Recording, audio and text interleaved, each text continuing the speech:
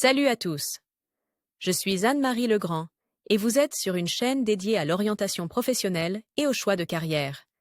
Si ce sujet vous intéresse, abonnez-vous. Et maintenant, passons directement au thème de la vidéo Pavel d'aujourd'hui. Plotnikov, développeur iOS en Swift, a répondu aux questions de Prof GID sur le métier de développeur iOS. Conseils pour ceux qui veulent apprendre le métier. Que faut-il apprendre? Comment faire carrière? Par ailleurs, le Centre d'orientation professionnelle Prof GID a récemment mis au point un test d'orientation professionnelle précis, qui vous indiquera les professions qui vous conviennent et donnera une conclusion sur votre type de personnalité et votre intelligence. Pavel Plotnikov, ingénieur iOS senior chez Best Doctor. Que fait un développeur iOS? Je suis développeur iOS et je développais des applications mobiles pour le système d'exploitation iOS d'Apple. Je travaille au sein d'une grande équipe composée de concepteurs, de testeurs, de développeurs back-end, de développeurs Android, de team lead, chef d'équipe technique, et de propriétaires de produits avec des analystes qui déterminent la fonctionnalité de notre application.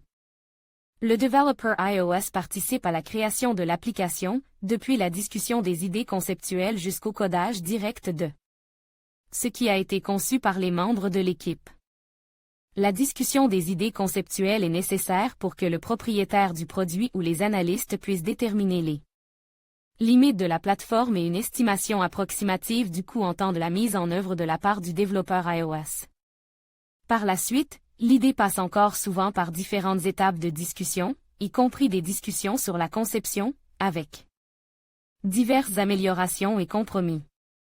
Mais bien sûr, le travail principal consiste à créer directement l'application, développement de l'interface, de l'architecture, interaction avec les développeurs d'autres plateformes, Android et back-end.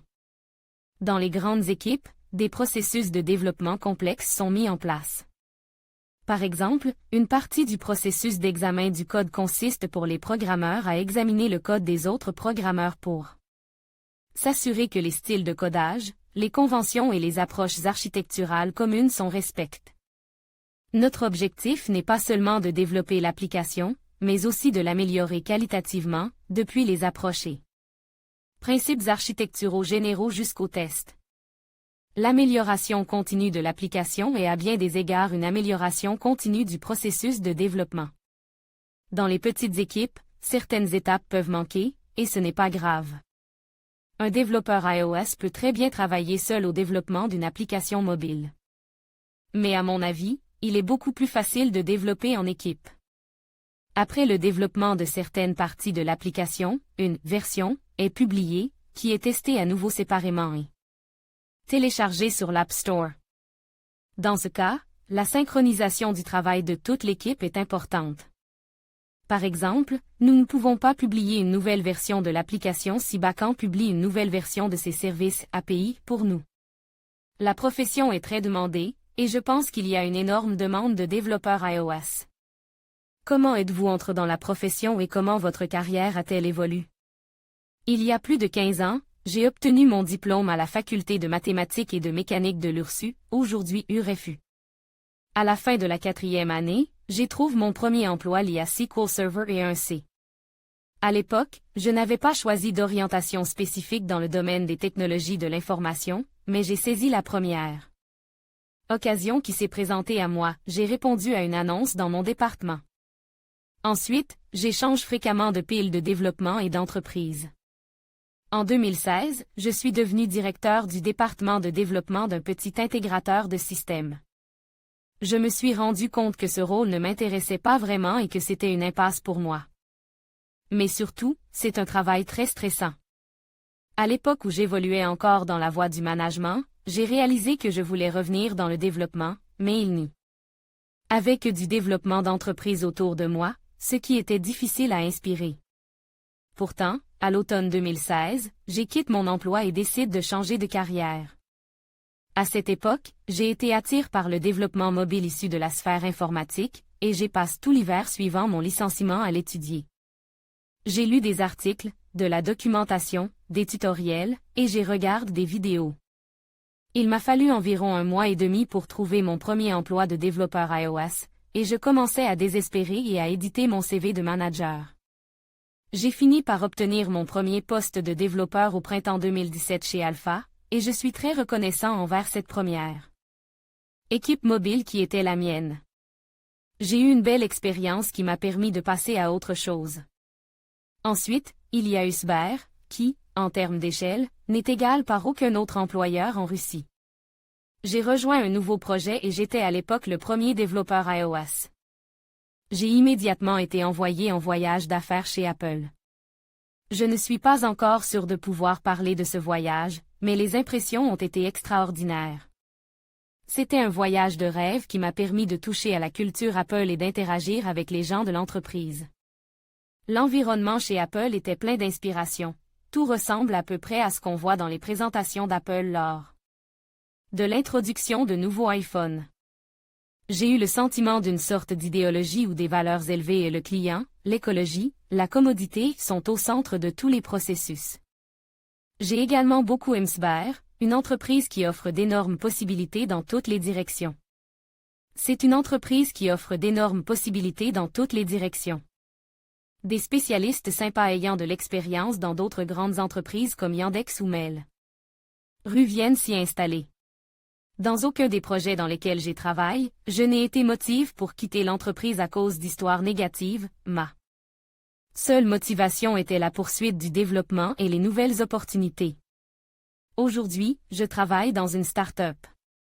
En passant d'une équipe à l'autre dans ma nouvelle carrière de développeur iOS, je ne remarque aucune différence fondamentale dans les processus ou les rôles. Dans les grandes entreprises comme dans les start-up, les principes de développement sont à peu près similaires, seule l'échelle des ressources impliquées différées. J'ai l'intention d'approfondir mon expertise en matière de développement mobile, car j'ai l'impression d'être sur la bonne voie et de me sentir à l'aise avec ces technologies. Les entrées ont changé au cours de cette période. Il y a 10 ou 15 ans, il n'y avait pas de marche du travail établie dans le domaine du développement mobile, le secteur était tout juste en train d'émerger. On ne comprenait pas encore très bien comment cela allait fonctionner. Les systèmes d'exploitation pour les appareils mobiles en étaient également à leur balbutiement et, à l'époque, il n'était même pas possible d'écrire ses propres applications pour iOS. Aujourd'hui, il est difficile de trouver une personne qui ne dort pas avec un smartphone, sous l'oreiller, et il existe des centaines d'équipes de produits en Russie, chacune d'entre elles comptant de quelques personnes à plusieurs centaines de développeurs iOS. Il y a 10 à 15 ans, la profession de développeur d'applications Internet n'existait pas et l'accès à cette spécialité se faisait au niveau de la capacité à programmer. Il était impossible de trouver un programmeur expérimenté car l'industrie n'existait pas encore.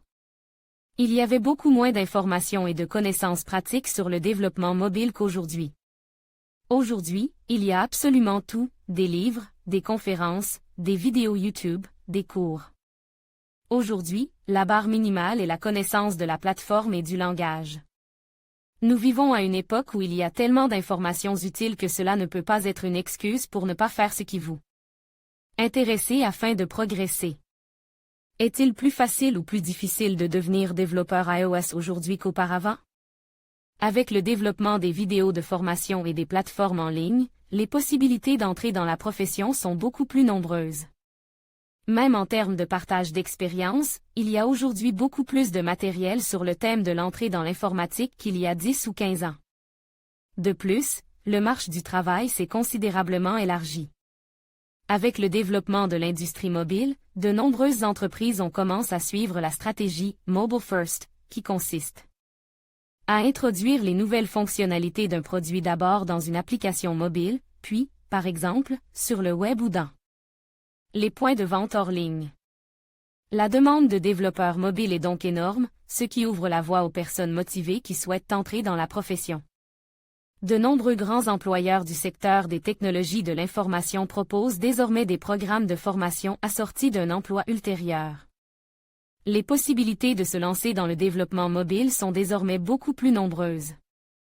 Mais en même temps, la barre du développement s'élève, de nouveaux concepts, approches architecturales et principes de développement émergent, et les interfaces évoluent. Je dirais donc qu'en général, l'entrée dans la profession est devenue beaucoup plus facile en raison de l'évolution de l'environnement de l'information. Mais pour rester dans l'informatique, il faut continuer à aller de l'avant.